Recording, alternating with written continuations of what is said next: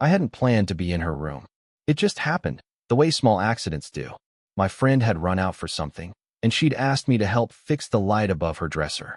Simple enough. A loose bulb, a few minutes of reaching awkwardly toward the ceiling.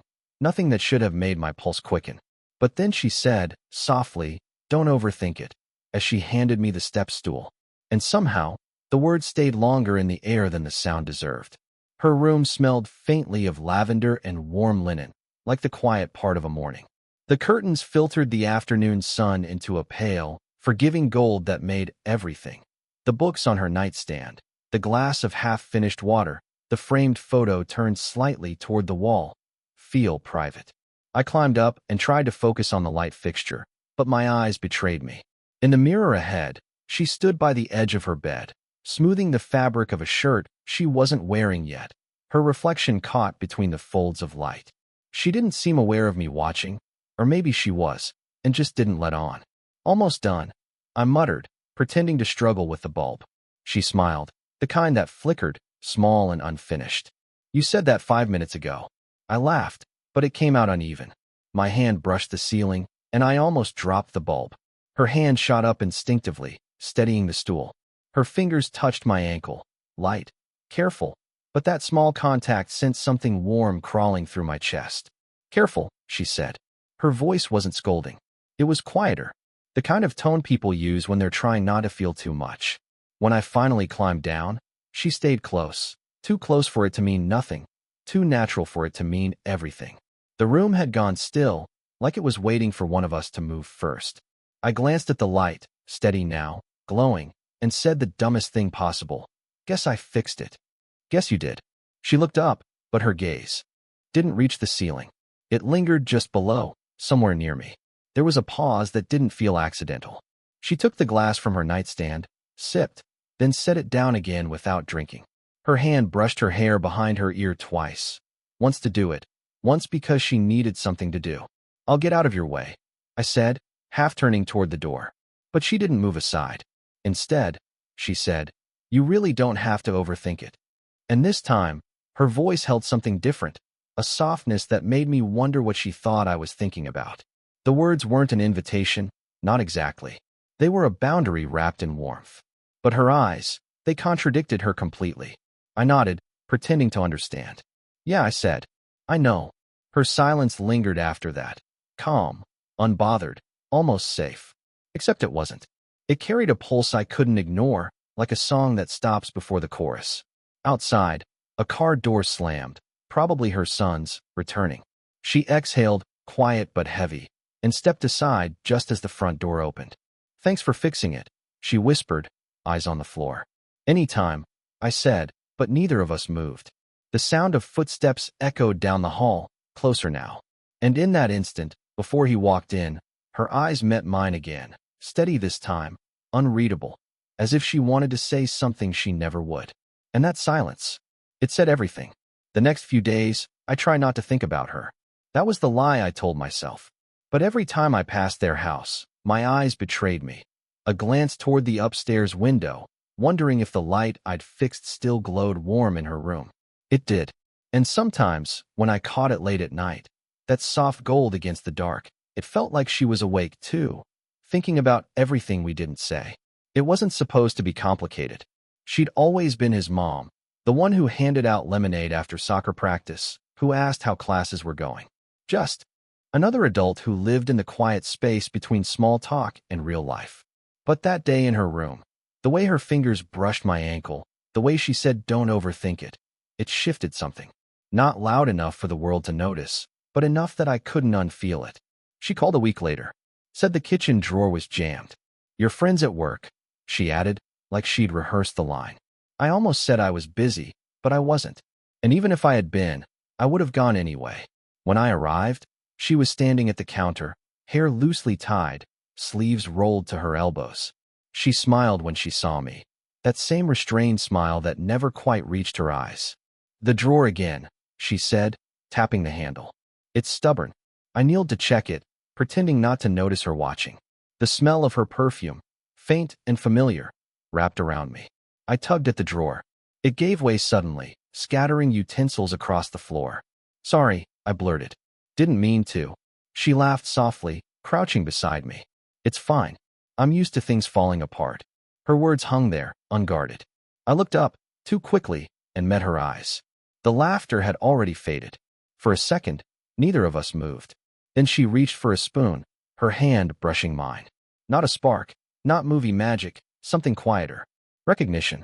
A shared ache we didn't name. Are you okay? I asked before I could stop myself. She hesitated. You don't have to ask that. Maybe I want to. Her gaze softened, then slipped away. She picked up the last fork and set it back in the drawer with unnecessary precision. I was married a long time, she said finally. Sometimes it feels strange, not being part of someone's routine anymore. I wanted to say something. You still matter? Or someone notices, but the words got caught behind my teeth. Instead, I said, the drawer's fixed. She smiled again, small and sad. You have a habit of fixing things. I break some too, I said quietly. Why? That made her look up, really look. The air between us thickened. She opened her mouth like she might reply, but her phone buzzed on the counter, slicing the moment clean in half. Her hand lingered near it, but she didn't pick it up. You should go, she whispered. Before he gets back. I stood there, not moving. Right. She walked me to the door, her steps soft, deliberate. The afternoon light hit the hallway, warm and forgiving. At the threshold, I turned slightly, unsure if I should say goodbye or something else. She reached past me to open the door, her hand brushed my shoulder. It wasn't deliberate. Or maybe it was. Don't overthink it, she said again, though this time it sounded like she didn't believe it either. And when I stepped out, I could feel her eyes following me. Not for long, just long enough to make me want to turn back. But I didn't. Because some silences aren't meant to be broken, not yet. I told myself I wouldn't see her again for a while. And for a week, I managed. But then I saw her at the cafe near campus. The one with the cracked window and the clock that always ran 5 minutes late. She was sitting by herself, stirring a drink that had long since stopped steaming, eyes fixed on the street outside like she was waiting for something to arrive, or maybe to end. I almost walked past. Almost. She looked up before I could decide. Hey, she said, a little surprised, but not unhappy. Hey, I echoed, awkward. Didn't think I'd see you here. I come here sometimes, she said. A quiet place to think. I nodded, as if that made sense. Except nothing about her felt quiet to me anymore. I ordered something I didn't want just to have a reason to stay. When I turned back, she was watching me, not in a way that demanded anything, just watching. I sat across from her, pretending the small table between us meant something. How's your son? I asked, because it was the safest question I could think of. Busy, she said. Working a lot. You know him? I did. But right then, I didn't want to talk about him. Her hand rested near the sugar packet, her fingers brushing it without tearing it open. I noticed the chipped polish on her thumbnail, a small imperfection that made her suddenly human again, not an untouchable figure in a quiet house, but someone who felt tired sometimes, someone who missed being seen. She caught me staring and smiled faintly. You're quiet today. I laughed softly, trying not to overthink it. Her eyes flickered. She got the reference immediately, but didn't comment. Instead, she reached for her cup, and for a moment her wrist brushed the back of my hand. It wasn't planned. Neither of us moved away. Something in me tightened, not panic, but awareness. The hum of the espresso machine faded. The air between us thickened with everything we'd been avoiding. She started to say something, then stopped. She paused, took a breath, and tried again. You remind me of who? I asked. She looked down. Someone I used to talk to too much. The words hit harder than I expected. I wanted to ask if that was a good thing, but before I could, the barista called her name, sharp, cutting through the moment like a blade. She stood, her chair scraping against the tile. That's mine. I nodded, though I didn't move. She walked to the counter, collected her drink, and stood there longer than necessary, as if deciding whether to come back or just leave. When she finally returned, she didn't sit. I should go, she said, voice light, like this was nothing. Like we hadn't just crossed an invisible line. Right, I said. My fingers tapped the table. Of course. She adjusted her bag strap, but her hand trembled slightly. You know, she said quietly. Sometimes the more you tell yourself not to overthink something, the harder it gets to stop. I met her gaze. There was no hiding in it anymore. No politeness, no safe distance. Then what are we doing? I asked. She opened her mouth, but her phone buzzed, insistent, breaking the air between us. She checked it, expression changing. "I have to take this," she murmured. "It's him. Your son." She nodded, already turning away. I watched her walk out, sunlight cutting through the door as it swung shut behind her. For a long moment, I just sat there, staring at the chair she'd left empty, the faint trace of her perfume still in the air. And for the first time, I realized I wasn't just drawn to her. I was caught. It had been 3 days since the cafe. 3 days of replaying her half-finished sentence. "You remind me of," like a loop I couldn't turn off. I told myself to stop thinking about it. But by the third night, I was outside her house again, under the pretense of dropping off a charger her son had left in my car. The porch light was on. The air was cool enough to see my breath. She opened the door before I could knock. "Hey," she said softly. She didn't look surprised. "Forgot to give this back." I held up the charger like proof I still had a reason to be there. She smiled faintly.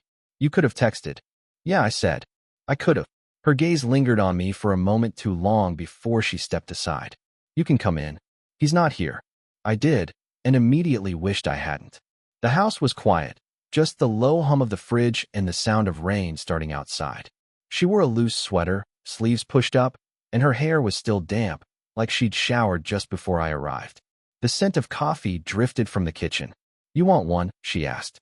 "Sure," I said, though what I really wanted had nothing to do with coffee. She moved around the kitchen with practiced calm, but her movements were slower tonight, more deliberate, like she was buying time. The mug trembled slightly when she handed it to me. "Thanks," I said, my fingers brushing hers. Neither of us pulled away. Her eyes flicked up, then back down. "You always do that." "What?" "Say thank you like you're apologizing for something." I almost laughed. "Maybe I am." She studied me then. Really studied me.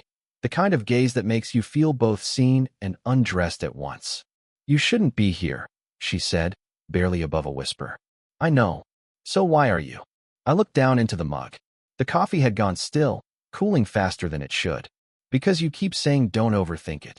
And I keep doing exactly that." She exhaled, a quiet, tired sound. "You're making this harder than it should be.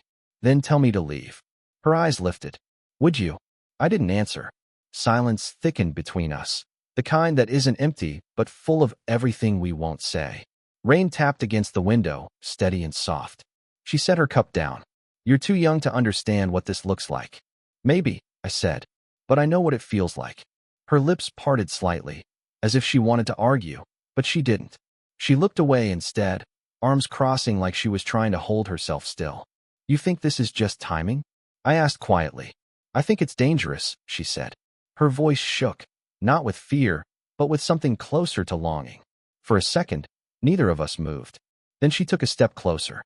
The space between us disappeared until I could see the faint line where her sweater slipped off her shoulder. Her hand hovered midair, as if she wanted to touch me but didn't trust herself to. "I shouldn't," she whispered. "I know." The rain grew louder, filling the silence that followed. My heart thudded hard enough to drown it out. Her hand dropped, not onto me, but onto the counter beside mine, inches apart. "I can't do this," she said, though she didn't step back. "Then why are you still here?" I asked. Her breath caught. Her eyes met mine, wide, unguarded, and trembling with the truth neither of us could voice. For a long, suspended moment, it felt like the air might break. Then, the front door rattled. A key turned in the lock. We froze. She stepped back so quickly her coffee spilled over the counter, the sound sharp in the silence. "Go," she mouthed. I hesitated, then slipped out the back door, the rain hitting my face like static. As I reached the street, I turned once, just in time to see her silhouette through the window, still, backlit by the kitchen light. Her hand rested on the counter where mine had been, and even from a distance, I could tell she hadn't wiped the spill away. The next morning, I woke up with her name already in my head. Not spoken, not imagined, just there, like a song I couldn't shut off. I told myself last night meant nothing, a mistake, a moment too close. But the memory wouldn't fade. The spill of coffee, the tremor in her hand, the way her eyes said don't leave even as her voice said go. By noon, I found myself outside the cafe again. The same cracked window, the same uneven clock. She was there, sitting alone, fingers circling the rim of her cup like she was waiting for something that wouldn't come. She looked up when I walked in, and for a second, relief flickered across her face, then disappeared just as fast. "You shouldn't be here," she said softly. "I could say the same to you." Her lips curved, but it wasn't a smile. "You think I'm hiding? I think you're trying not to be seen." That silenced her. She looked down, folded her hands around her cup like it might anchor her. "You don't understand. You're too young." I finished for her. She sighed. "I didn't mean." "It's fine," I said quickly. "You don't have to explain." But the words came anyway, spilling out of her before she could stop them. "When I look at you, I see all the things I told myself I was done feeling. That's not fair to either of us." I leaned back, unsure whether to be angry or grateful for her honesty. The sound of the door chime cut between us, a small, sharp intrusion. Her son walked in. The world narrowed in an instant. He froze when he saw me, confusion flashing first, then suspicion. "Hey man," he said, stepping closer. "Didn't know you were here." I forced a laugh. "Yeah, just grabbed a coffee." He turned to his mother. "You two meet up or something?" Her hand tightened around her cup. "We ran into each other," she said, voice steady. Too steady. He nodded slowly, but his eyes stayed on me, searching for something I didn't want him to find. "Cool. You want to grab a seat?" he asked me. "Actually, I was just leaving," I said. Her son shrugged, then turned to order. She exhaled the second his back was turned, her shoulders collapsing slightly, like she'd been holding her breath the whole time. "I didn't know he'd come here," she whispered. "I know. He'll think." "Let him," I said before I could stop myself. Her eyes darted to mine, wide, startled. "You don't mean that." "Maybe I do." She shook her head. "You don't understand how easily things break. Maybe you're the one who's scared to see what happens if they don't." She didn't answer. The barista called her son's name, a voice loud enough to remind us we weren't alone. He turned, waved, called, "Mom?" Her eyes stayed on me. "You should go," she said. "Please." I hesitated, then stood. "This isn't going away, you know." "I know," she whispered. As I stepped past her, my hand brushed the sleeve of her sweater, accidental, but electric all the same. She didn't move. I paused by the door, half turned back. "You told me not to overthink it," I said. She looked up, her face caught between restraint and something raw. "And you didn't listen." Her son appeared beside her, handing her a drink. "Ready to go?" "Yeah," she said softly, eyes still on me. I walked out into the sunlight, the sound of their voices trailing behind me, too calm, too practiced. And for the first time, I wondered if we'd both been pretending this was new, when maybe, deep down, she'd felt this before. It had been days since the cafe, but every moment since had felt like standing in a doorway I couldn't step through, half in, half out, waiting for something to give. I told myself to move on. She made it easy. No texts, no calls, not even a wave when I passed her house. But the silence didn't feel like distance. It felt like a pause she didn't know how to end. So I did. It was late when I went back. Not late enough to seem desperate, but late enough that she'd know I'd been thinking about it for too long. The porch light was off this time. The air smelled of rain again, faint and clean. When she opened the door, she looked tired. Not surprised. "I was hoping you wouldn't," she said. "I know," I replied. She stood there, one hand on the frame, like she might close the door at any second. But she didn't. "What are you doing here?" "I need to say something," I said. "And I need to say it to you." Her expression didn't change, but her grip on the door tightened. "You should go home." "I can't." The words hung there. She looked away, pressing a hand against her temple. "You think this is simple, don't you? You think feelings erase the years between us." "No," I said quietly. "I think they make the years make sense." That made her look up, eyes glassy, breath uneven. "Don't do this." "I already did." She shook her head, stepping back. "You don't know what you're asking for. You see a version of me that doesn't exist anymore." "Then tell me who you are now," I said, "and let me decide if I still want to stay." That broke something in her. Not visibly, just a flicker, a tremor around her mouth before she looked down. "I don't get to be reckless anymore," she whispered. "I've done that before. It ruins people." "I'm not asking you to ruin me," I said. "I'm asking you to stop pretending this doesn't mean something." For a long time, there was only the hum of the fridge again and the faint drip of a faucet. Then, quietly, she said, "You remind me of someone I loved once." Someone who made me believe I could start over. I felt my chest tighten. And you don't believe that now? I stopped trying to. She said, until you showed up. She said it like it hurt, like it wasn't a confession but a wound reopening. I stepped closer, slow enough that she could stop me. She didn't. I'm not asking for forever, I said. Just honesty. Just this. I reached out, my hand brushing hers. For the first time, she didn't pull away. Her fingers trembled, but she didn't move. Her eyes lifted, fragile, unsure. Say it, she whispered. I can't stop thinking about you. The words were barely sound, but they landed between us like thunder. She closed her eyes, exhaling, and when she opened them again, something had changed. Then don't, she said. Just don't overthink it. Her hand turned in mine, tentative but real. For a moment, the years, the rules, the guilt, none of it mattered. Just the quiet, the closeness, the sense that something long dormant had finally exhaled. Then a sound, footsteps upstairs, faint but unmistakable. Her hand slipped away like a reflex. We froze. She whispered, he's home. I stepped back. She didn't look at me this time, just toward the stairs. You should go, she said, her voice breaking a little. I know, I said, but I meant what I said. Her eyes glistened when she finally met mine again. So did I. I left before the silence could turn into something we'd regret. But as I reached the porch, I turned once more. Through the narrow crack of the door, I saw her hand pressed to her chest, as if holding something there, something she didn't want to lose. And I knew, whatever came next, neither of us could pretend this hadn't happened. Weeks passed before I saw her again. The memory of that night lived in the small, ordinary places, in the way I hesitated before knocking on any door, in the silence between songs on my playlist, in the smell of coffee that used to mean nothing and now meant her. I told myself I'd moved on. She probably did too. But healing never comes as a clean break. It comes in ripples, quiet reminders that the heart doesn't always obey what the mind decides. Then one morning, I saw her again, at the farmer's market, sunlight spilling over her like a memory I wasn't ready for. She was standing by a stall of flowers, her hand hovering over a bouquet of white tulips, the same kind she used to keep in the kitchen. She noticed me before I could look away. Her eyes widened, then softened. No panic this time. No retreat.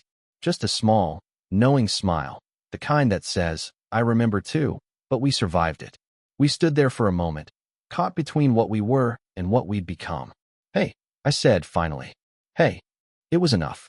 There was a pause, not the old kind, heavy with what we couldn't say, but something lighter, something human. How have you been, she asked. Trying to keep up, I said, smiling. You? Same.